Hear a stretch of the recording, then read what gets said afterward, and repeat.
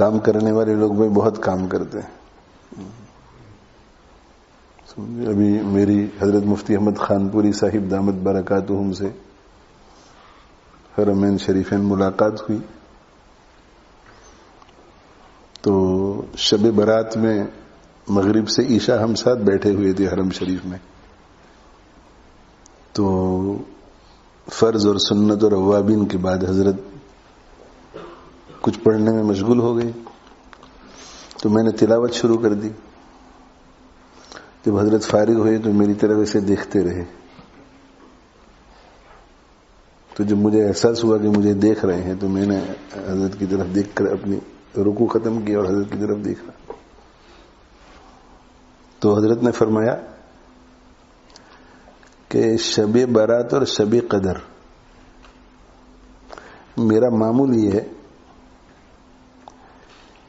کہ میں مغرب سے عشاء عبادت میں گزارتا ہوں. ایک بہت سیکھنے کی بات میری کام کی بات. اس لیے کہ عموماً میرا خود کا بھی عمل ایسا ہی رہا ہے کہ بڑی رات ہوتی ہے، مبارک رات ہوتی ہے تو مغرب کی نماز کے بعد اوابین پڑھ لیتے ہیں، پھر گھر چلے جاتے ہیں یا کسی اور کام میں لگ جائے. ذہن میں ہوتا ہے کہ عبادت رات کو کرنی ہے. تو حضرت نے فرمایا کہ مغرب اور عشاء کے درمیان نشاط ہوتا ہے، آدمی چست ہوتا ہے. تو کہ مغرب سے عشاء میں وصول کر لیتا ہوں جتنا مجھ سے ہو سکے. پھر عشاء کے بعد بھی جو کچھ ہو سکتا ہے کرتا ہوں، مگر یہ کہ مغرب سے عشاء میں برابر جم کر عبادت کر لیتا ہوں.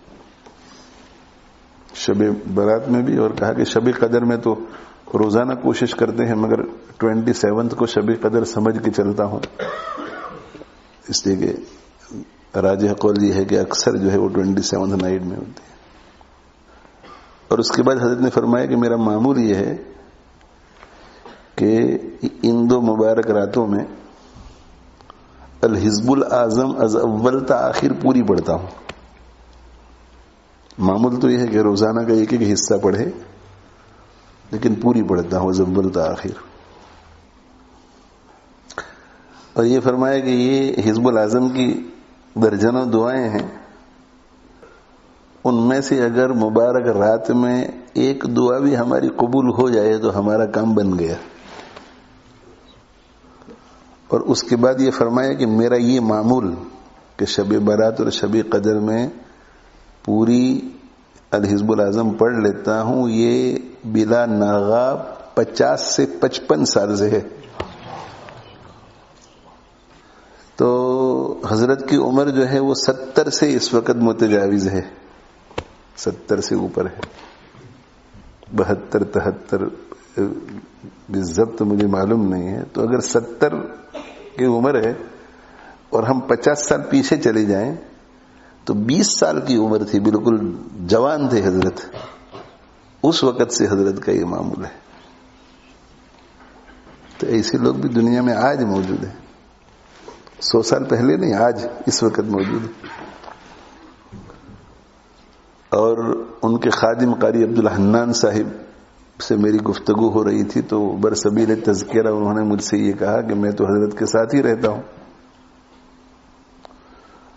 جہاں کہیں جاتے ہیں حضرت، جس ملک میں بھی جاتے ہیں، وہاں صبح صادق کا جو بھی ٹائم ہو اور رات کو جب بھی آپ سوتے ہیں، صبح صادق کے ٹائم سے 2 گھنٹے پہلے اٹھ جانا لازمی. یہ تو مجھے معلوم ہے کہ حضرت تہجد کے وقت اٹھتے ہیں، بہت اہتمام اس کا ہوتا ہے حضرت کے یہاں. لیکن یہ انہوں نے مجھے کہا کہ یہ وقت طے ہوتا ہے کہ صبح صادق سے 2 گھنٹے پہلے اٹھنا ہے. اور اکثر آنا جانا ایسی جگہوں میں رہتا ہے جہاں احناف رہتے ہیں، تو احناف کے یہاں تو صبح صادق کے بعد اسفار میں جا کر کے فجر ہوتی ہے. تو 2 گھنٹے پہلے اٹھنا، تو چلو 20 منٹ آدھ گھنٹہ استنجا وغیرہ وضو میں چلا گیا، اس کے بعد جو ہے وہ عبادت رہتی ہے فجر تک. تو آج بھی ایسے لوگ بھائی موجود ہیں. یہ تو ہر شخص کے اوپر ہے کہ آدمی کیا کرنا چاہتا ہے. شیطان اور نفس کا کام یہ ہے کہ وہ ہمیں روکتے ہیں اعمال سے. نفس اس لیے روکتا ہے کہ وہ راحت پسند ہے، عمل کرتے ہیں تو اس پر بوجھ آتا ہے. شیطان اس لیے روکتا ہے کہ وہ ہمیں جنت میں جانے نہیں دینا چاہتا. اس لیے آدمی محنت کرے، اور محنت آہستہ آہستہ کرے، بتدریج کرے. ایک دم سے 15 پارے پر نہ جائے. 1 پارا ہو، 2 پر آئے، 3 پر آئے، 4 پر آئے، 5 پر آئے، 6 پر آئے. دھیرے دھیرے آتے ہیں تو وہ قوت بھی بڑھتی ہے عمل کی. اور دوسرا یہ ہے کہ پھر